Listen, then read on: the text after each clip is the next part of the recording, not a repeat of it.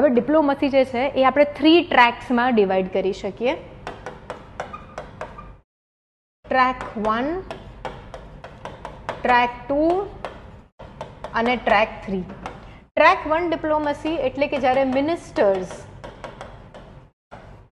બે દેશના મિનિસ્ટર એકબીજાને મળે અને વાત કરે. જેમ કે હમણાં જ આપણે ગઈકાલે જોયું કે અજીત દોવલ સર જે છે એ સાઉદી ગયા હતા ઇન્ડિયાના તરફથી, લાઈક ગલ્ફ કન્ટ્રીઝમાં હમણાં ફરવાના છે ઇન્ડિયા તરફથી વાત કરવા માટે. ક્યાં તો એસ જયશંકર સર જે છે આપણા, ઓર તમને ખ્યાલ હોય તો આ યુદ્ધ ચાલુ થયું એના એક જ દિવસ પહેલા મોદીજી ઇઝરાયલ જઈને આવ્યા હતા.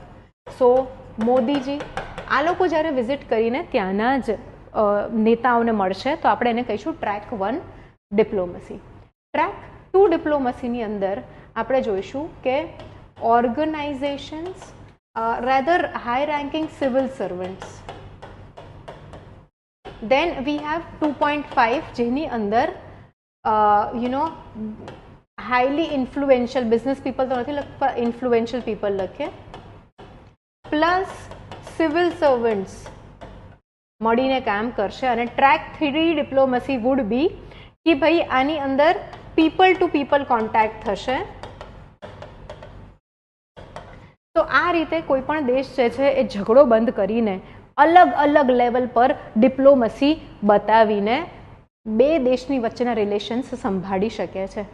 Track 1 highest level, track 2 a level down here civil servants or high ranking officials would go and meet.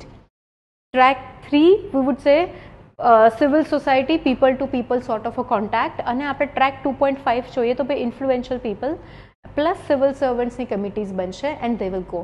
Like I was a part of one of the meetings જ્યારે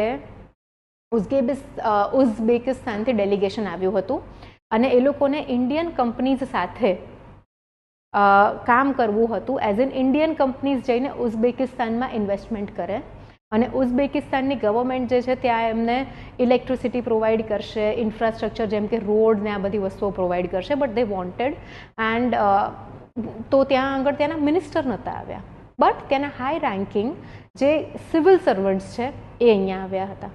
તો diplomacy can be divide into 3 parts. આપણે IR એટલે કે international relations એટલું ડિટેલમાં નથી, but this is a very static conceptual part, પણ તમને ખ્યાલ હોવો જોઈએ.